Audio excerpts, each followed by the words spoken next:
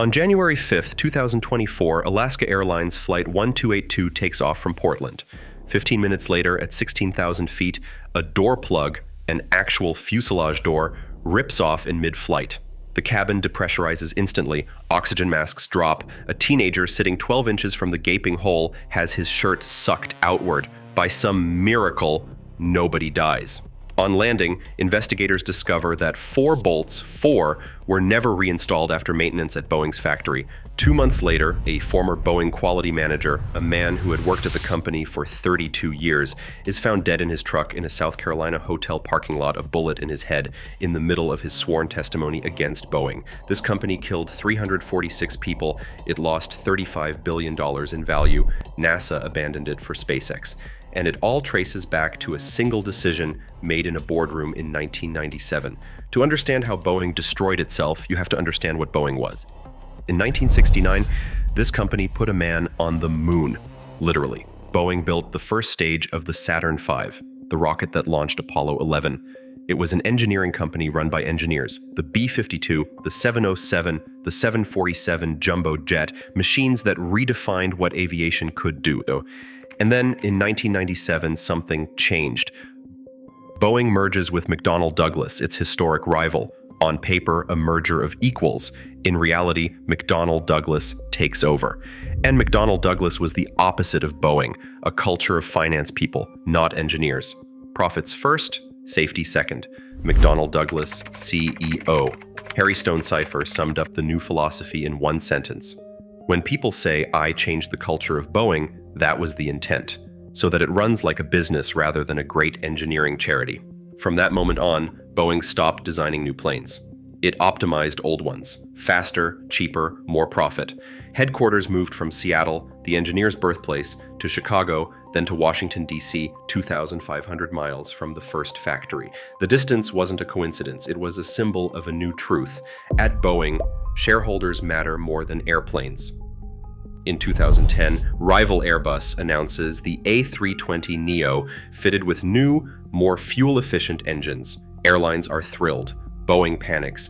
Building a brand new plane would take a decade. Too long, too expensive. The solution? Take the old 737, a plane designed in 1967, and strap bigger engines onto it. Problem: the engines don't fit under the 737's wings. The landing gear is too short. The plane was designed when jet engines were small. Boeing moves the engines forward, higher up. Result: the plane has a tendency to pitch nose up, which can cause a stall, a structural aerodynamic flaw. So Boeing invents software. MCAS, Maneuvering Characteristics Augmentation System, a software patch that automatically pushes the nose down when the plane climbs too high. And here's the horror.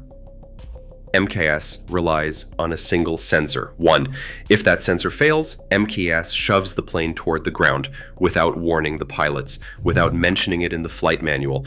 Boeing sold the 737 MAX as a simple upgrade from the classic 737, so no additional training was required. Pilots didn't even know MCAS existed. October 29, 2018. Lion Air Flight 610. The faulty sensor feeds bad data. MCAS pushes the nose down, pilots fight to pull up, MCAS pushes again. 26 times in 10 minutes, the plane crashes into the Java Sea, 189 dead. Less than 5 months later, March 10, 2019, Ethiopian Airlines Flight 302, same sensor, same MCAS, 157 dead, 346 people. The price of a software patch Boeing hid from its pilots. When the truth comes out, it isn't Boeing who reveals it. It's federal prosecutors at the United States Department of Justice. Internal documents show Boeing employees mocking airlines that ask safety questions. One employee writes about the Federal Aviation Administration, America's aviation regulator. This airplane is designed by clowns, who in turn are supervised by monkeys. In 2021, Boeing agrees to pay $2.5 billion to avoid criminal prosecution. $2.5 billion for 346 lives. No executive goes to prison, and Boeing promises to change. Then 2024 arrives. The door plug that blew off Alaska Airlines Flight 1282, that was a 737 MAX 9, and the 4 missing bolts were not an isolated accident. Investigations reveal Boeing employees had been reporting manufacturing defects for months. metal debris found inside fuel tanks of brand new planes, damaged wiring, faulty electrical systems. A mechanic at Spirit Aerosystems, the subcontractor that builds the 737 fuselage, testifies, "I saw defects every day. When I reported them, I was told to look the other way and keep drilling." John Barnett, 32 years at Boeing, quality manager on the 787 Dreamliner program. In 2017, he sounds the alarm. He reveals that workers at the Charleston plant are deliberately installing defective parts on new planes to meet production deadlines. He testifies that sharp metal shavings, debris, are left lodged in electrical systems, creating an in-flight fire risk. Boeing denies everything. The New York Times investigates and confirms Barnett's claims. In March 2024, Barnett is in the middle of his sworn deposition against Boeing. Discovery, cross-examination, the full legal process. On March 9th, he does not show up. His lawyers call the hotel. He's found dead, a gun in his hand, a bullet in his head, in his truck in the parking lot. Charleston police officially rule it a suicide. Security footage shows no intruder entered the lot. But the timing, in the middle of sworn testimony against one of the most powerful corporations in America, is bone-chilling. His family settles a wrongful death lawsuit against Boeing in May 2025. The amount remains sealed. What isn't sealed is what was happening behind the scenes while Barnett testified. While the crashes and scandals unfolded, Boeing was living a parallel humiliation in space. In 2014, NASA signs 2 contracts to send astronauts to the International Space Station. Contract 1, $4.2 billion to Boeing. Contract 2, $2.6 billion to SpaceX. Boeing, NASA's historic partner, gets nearly double SpaceX's funding. And yet, SpaceX sends its first astronauts up in 2020, then racks up missions without a single incident. Boeing, first test flight, 2019. The flight software is so broken the Starliner capsule misses its intended orbit. It lands 2 days early. Second attempt, 2022. More problems, this time with the thrusters. Third attempt, June 2024. Starliner finally manages to dock with the ISS, but the thrusters are leaking. NASA refuses to let the astronauts return on Starliner. They're stranded in space for 9 months, waiting for SpaceX to come get them. SpaceX brought Boeing's astronauts home. In February 2025, the humiliation is total, and the financial numbers are staggering. In 2008, Boeing was worth $120 billion on the stock market. Airbus, $65 billion. Today, Boeing is worth $110 billion. Airbus is worth $140 billion. Boeing burned through $35 billion in cash over 5 years. Debt exploded from $13 billion to $53 billion. At the end of 2024, Boeing announces 17,000 layoffs, 10% of its workforce.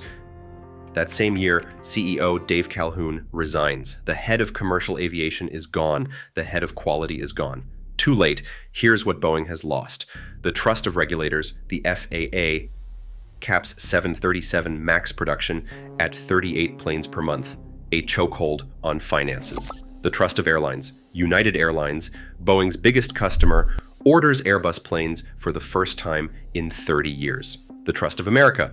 In a January 2024 poll after the Alaska Airlines incident, 42% of Americans say they would not board a 737 MAX. And the trust of their own workers, Boeing's unions, representing 32,000 employees, voted to strike in September 2024. 53 days of halted production. The question is no longer whether Boeing will disappear. Boeing is too big for that. The US government will never let a strategic defense contractor go under.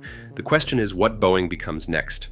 A plane maker that built the moon and now cannot tighten 4 bolts without making global headlines. A company that spent 30 years optimizing margins, dividends, stock buybacks, and 30 years de-optimizing safety. Meanwhile, in China, Comac delivers its first C919, a direct 737 competitor, and Airbus keeps racking up record orders. Boeing won't collapse tomorrow, but Boeing proved that when you replace engineers with financiers, the product eventually falls, literally.